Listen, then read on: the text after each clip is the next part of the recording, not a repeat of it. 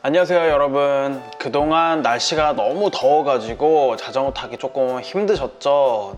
그나마 요즘에는 날씨가 좀 풀려가지고 자전거 타기에 굉장히 좋은 날씨가 점점 되고 있습니다. 그런데 날씨가 좀 풀렸다고 안전 라이딩에 소홀하시면은 자칫하면 큰 사고로 이루어질 수 있는데요. 오늘은 자전거 관리의 기본 중에 기본이라고 할 수 있는 타이어 공기 주입 방법에 대해서 제가 소개를 해드리려고 해요.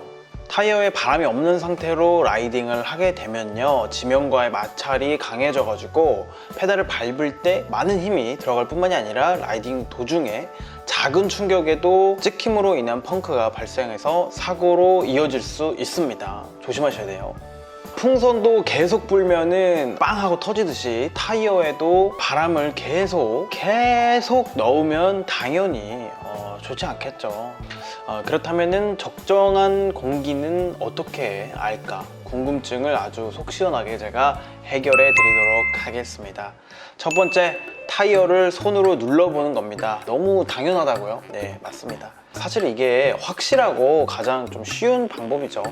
꾹 눌러도 눌리지 않는다면은 충분히 바람이 있는 거예요.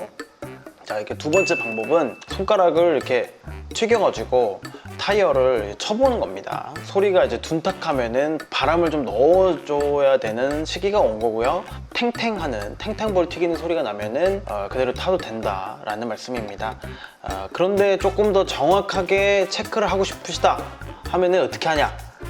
공기압을 측정할 수 있는 공기 주입기가 있어야겠죠. 그럼 타이어의 적정 공기압이 최소 몇에서 최대 몇인지를 알아야 쓸모가 있겠죠. 타이어 옆면을 보면은 알 수 없는 이제 알파벳과 이제 숫자의 조합, 굉장히 전문 용어 같지만은 최소 압력과 최대 압력이 허용치가 몇인지를 설명해 주고 있습니다. 보통 최저기압이 40 psi, 65 psi. psi는 기체의 압력을 나타내는 단위고요. 각자 가지고 계신 타이어 옆면에 있는 최소와 최대 공기압을 확인해 보시고 적절하게 넣으시면 될 것 같습니다.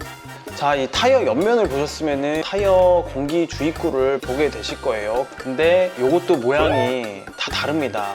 세 가지가 있어요. 세 가지를 제가 설명을 해드릴게요.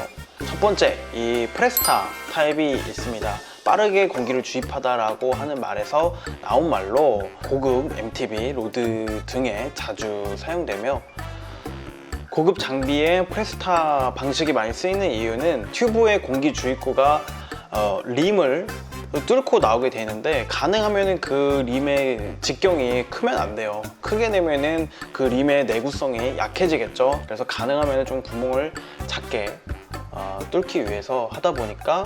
자, 두 번째는 던롭, 생활 자전거나 미니벨로에 가장 많이 사용되는 보편적인 밸브 형태죠. 저희가 제일 많이 아는 형태일 겁니다.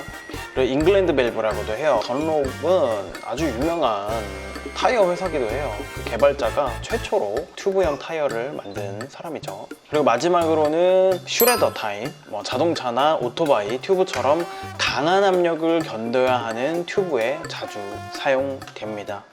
네, 오늘 여기까지 봐주신 여러분들께 제가 꿀 정보 하나를 더 드리려고 해요. 뭐냐면요, 자전거를 오랜만에 타면은 자전거가 펑크 나는 경우가 한 번씩은 있을 겁니다. 그거는 물론 자전거를 세우는 동안에 펑크가 이미 나 있었을